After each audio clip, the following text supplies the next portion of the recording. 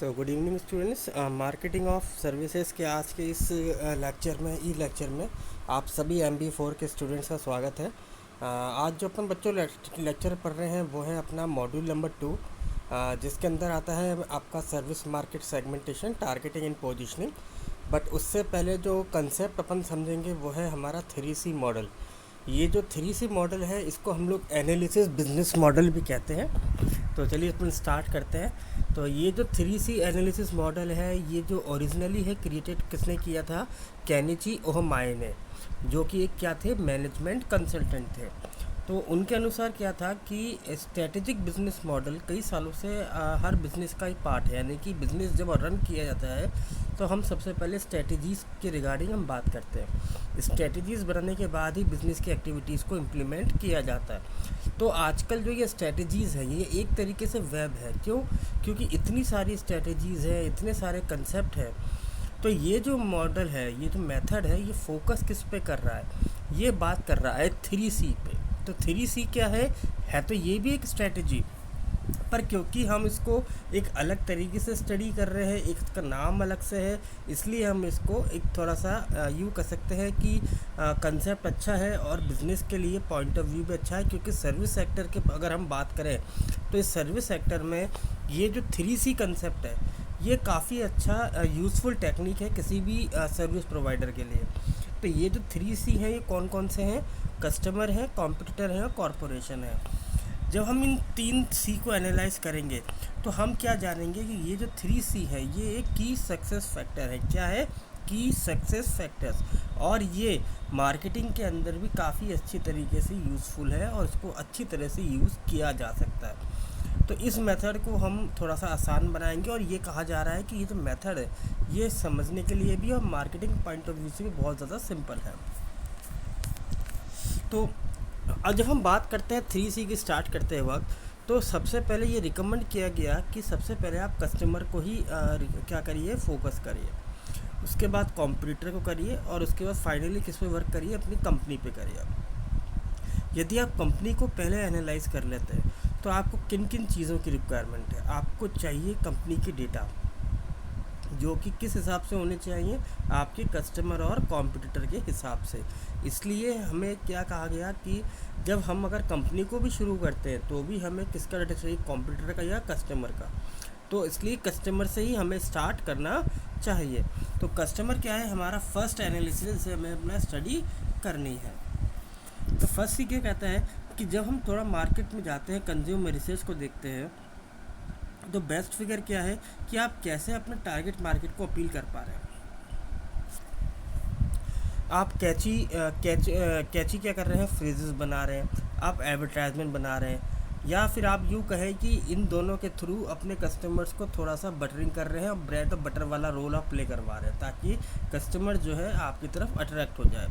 यदि हम demographic data की बात करें तो यहाँ पे ये जो डेटा है डेमोग्राफिक, ये एक ह्यूज पार्ट प्ले करता है इस एनालिसिस में।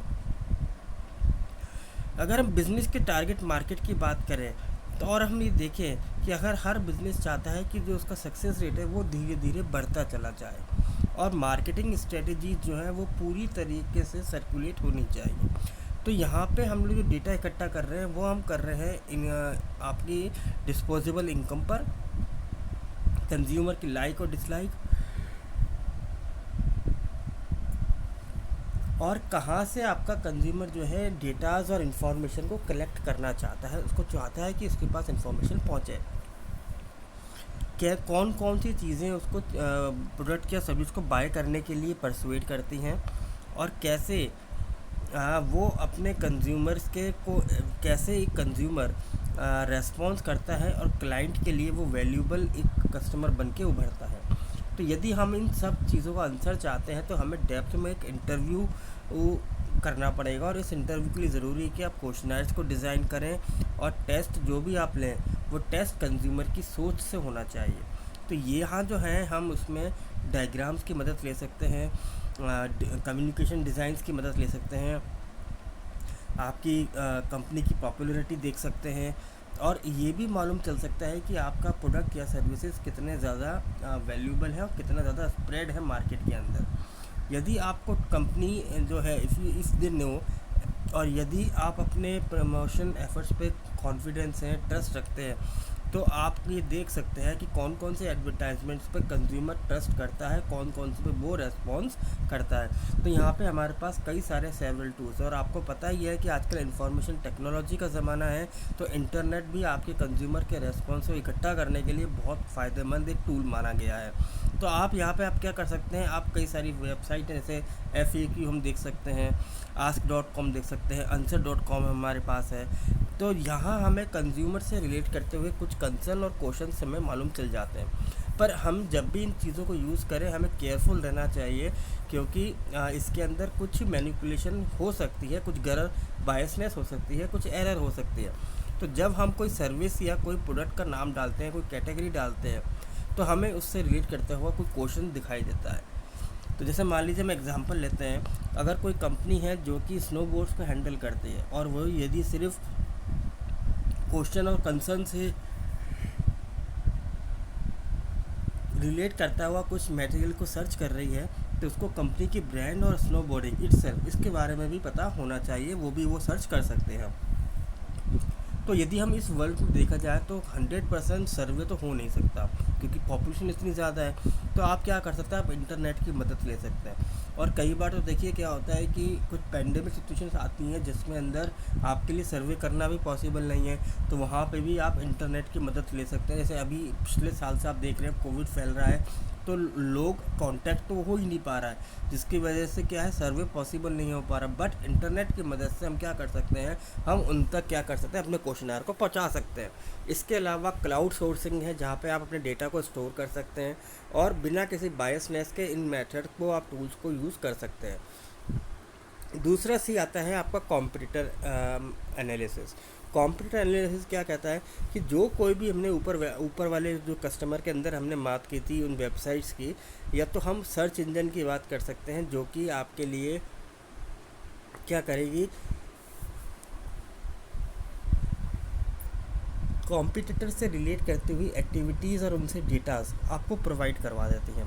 कुछ कंपैरेटिव वेबसाइट्स होती हैं जो आजकल इंडस्ट्री में बहुत ज़्यादा हैं, और वो क्या करती हैं, वो प्रोडक्ट और सर्विसेज के बारे में इन्वेस्टिगेट करती रहती हैं। तो ये इम्पोर्टेंट क्या है, किस चीज़ के लिए ज़रूरी है, तो हमें क्या इम्पोर्टेंट नोट करना है। मान लीजिए आप एक हैमबर्गर शॉप चलाते हैं, तो आपको ये पता होना चाहिए कि आपके कॉम्पिटिटर कौन कौन से हैं फूड इंडस्ट्री में। बट क्योंकि हम लोग इकोनॉमिक्स भी पढ़ चुके हैं, और हमें पता है कि एक कंपनी का जो कॉम्पिटिटर है वो डायरेक्ट के साथ साथ कई इनडायरेक्ट रूप में भी आपके सामने आ सकता है। तो जब भी आप कॉम्पिटिटर एनालिसिस करें, तो सबसे पहले आप ये एनालाइज करिए कि टॉप 5 या टॉप 3 कॉम्पिटिटर आपके कौन कौन से हो सकते हैं। अब आपने मेन कॉम्पिटिटर फाइंड आउट कर लिए, तो उनके बारे में आप थोड़ी सी मेहनत करिए कि उनकी वेबसाइट क्या है, वो वेबसाइट में क्या कंटेंट को यूज़ करते हैं, वो कैसे में क्या चीज़ें प्रोवाइड करवा रहे हैं, कोई न्यूज़ लेटर अगर उन्होंने ऐड कर रखा है तो वो क्या है, इसके अलावा वो कंज्यूमर्स को कैसे अट्रैक्ट करते हैं, मार्केटिंग स्ट्रेटेजी कौन कौन सी यूज़ कर रहे हैं। अगर उनकी वेबसाइट पे चीज़ें अवेलेबल हैं तो आप उनको स्टडी कर सकते हैं। तो इसके लिए ज़रूरी है उनकी वेबसाइट को सर्च करना, विज़िट करना। और इसके अलावा आप न्यूज़लेटर देख सकते हैं, अगर कोई शोरूम है तो शोरूम पे जाके भी आप एनालाइज कर सकते हैं।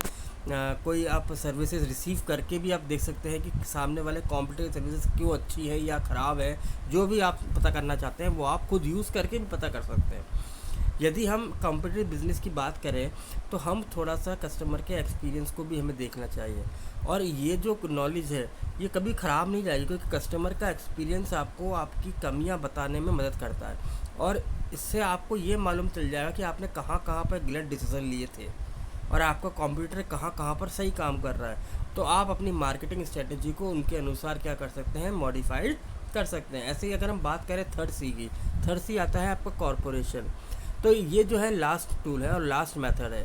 इसके अंदर हमें क्या करना है, हमें खुद अपनी कंपनी के बारे में स्टडी करनी है, क्योंकि आपको मार्केटिंग स्ट्रेटेजी कहाँ पे इम्प्लीमेंट करनी है, अपनी कंपनी में डिज़ाइन करनी है और मार्केट में इम्प्लीमेंट करनी है।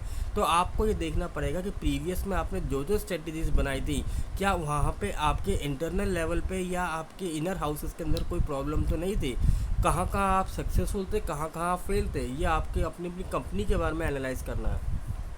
तो जब आपने कस्टमर और कॉम्पिटिटर को एनालाइज कर लिया, तो ये जो आपके कंपनी के बारे में हम एनालिसिस करेंगे, ये आपको रिसोर्सेज के बारे में बताएगी कि कहाँ आप रिसोर्सेज लैक करते हो, कहाँ कहाँ आप रिसोर्सेज ज़्यादा यूज़ कर सकते हो और इफ़ेक्टिवली यूज़ करते आ रहे हो। तो इसके लिए हम क्या कर सकते हैं, हम कम कस्टमर को बोल सकते हैं, क्लाइंट को बोल सकते हैं कि आप मेरे प्रोडक्ट को प्रेफर क्यों करते हो, क्यों नहीं करते हो, तो क्या क्यों करते हो, नहीं करते हो तो क्यों नहीं करते हो। तो इन पॉइंट्स की वजह से आप क्या कर सकते हो, आप अपने करंट मार्केटिंग एक्टिविटीज़ के अंदर मॉडिफिकेशन कर सकते हो और चेंजेस भी आप देख सकते हो। तो आई होप बच्चों कि आपको ये टॉपिक समझ में आया होगा। Thank you very much.